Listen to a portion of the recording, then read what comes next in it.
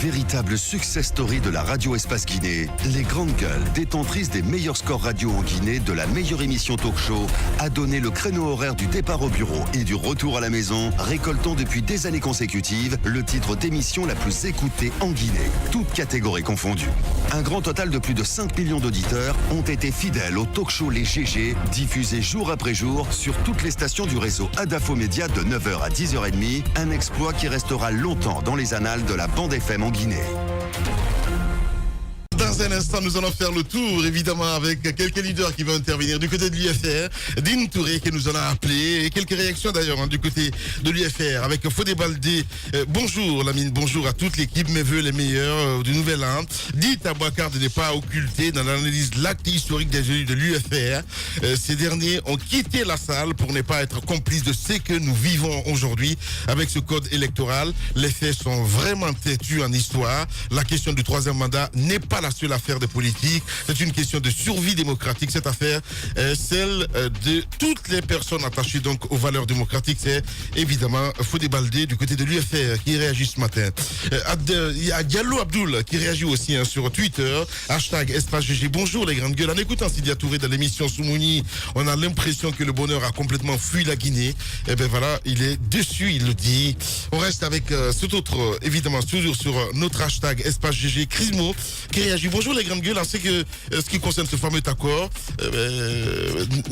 tant que ce fameux accord n'est pas signé, il le dit entre le SLEG et je reste pessimiste pour le cas des élections des mairies, des maires, voilà, dans notre pays. Le PRAC et son clan ont peur d'être égorgés partout. Pauvres de nous, peuple. Voilà, c'est Crismo qui réagit ce matin.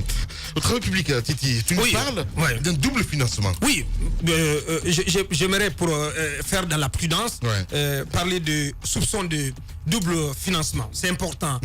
Moussa et moi, on en parlait avant la trêve de confiseurs pour dire que les travaux qui ont été lancés par le président en Haute-Guinée, plutôt en Moyenne-Guinée, c'est important d'insister là-dessus. Il a lancé des travaux en réfection ou de bitumage des voiries urbaines de Labé, de Dalaba et de Pita. Or, nous avons indiqué le jour du lancement de ces travaux que ces travaux avaient été confiés à une entreprise de la place, en l'occurrence Anco 5. Et un contrat en bonne et due forme avait été signé et on avait promis donc de présenter ce contrat à nos téléspectateurs. Voici ce contrat. Il est libellé ainsi: contrat des travaux pour la réhabilitation et le bitumage des voiries dans les villes de Labé pour 15 km, de Mamou 15 km, d'Alaba 5 km, Pita 3 km et Mali. Et c'est important parce qu'on ne parle plus de Mali. Mali, Yembéguin, pour 17 km, pour une longueur totale de 55 km. Le contrat a été signé en 2008 et je pense que c'était M. Lansana Kouyaté qui était Premier ministre à l'époque. J'ai essayé de le contacter en préparant cette émission. Malheureusement, il ne décroche pas. Le contrat a été signé donc en 2008 approuvé par le ministre de l'économie et des finances d'alors, M. Dr Ousmane Doré.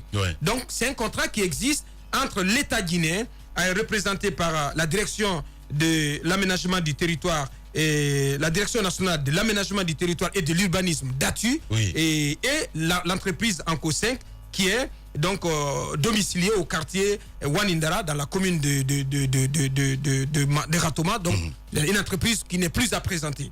C'est donc un contrat de 55 km pour un montant total de 269 milliards.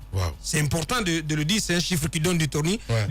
269 milliards 500 millions 177 444 francs guinéens. Donc c'est là nous parlons de près de 300 milliards, de près de 270 milliards, 270 milliards de nos francs, qui donc représente le montant total de ces contrats pour des travaux de réhabilitation et de bitumage dans les voiries urbaines de 5 villes de la Moyenne-Guinée.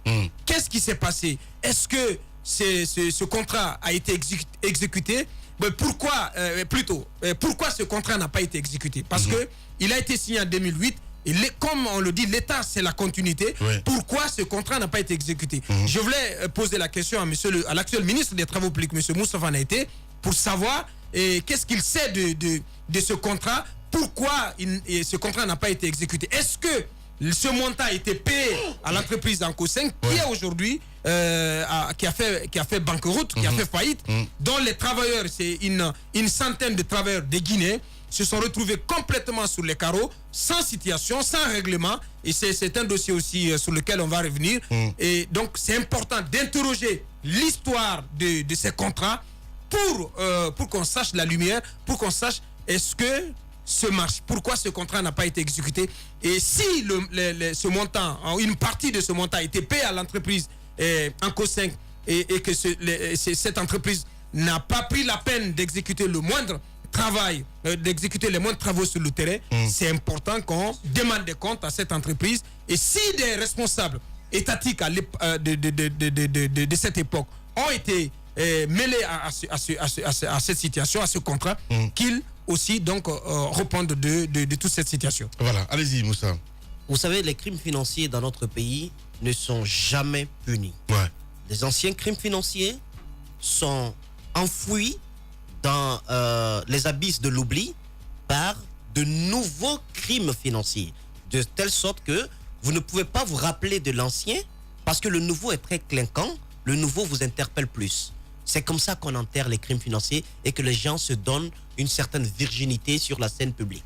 Alors qu'il faut interroger le passé. Ouais. Vous pouvez nommer à un poste quelqu'un qui avait précédemment été auteur d'un énorme détournement de deniers publics. Mais vous n'interrogez pas son passé, vous le nommez. Ouais. Moi, j'aimerais dire, ceux qui ont signé le fait, ceux qui ont ordonné le transfert de ces fonds prévus d'un point A à un point B pour l'exécution des travaux, qui ont donc fait ce détournement, parce que c'est un détournement, et bien ces personnes sont encore vivantes, elles doivent être interrogées. Ces travaux étaient prévus en Moyenne-Guinée. Les localités ont été ciblées. Des études ont été faites. Pourquoi avoir pris ces montants pour exécuter d'autres travaux qui n'étaient pas préalablement prévus dans la capitale, des travaux, ma foi, que tout le monde peut vérifier là.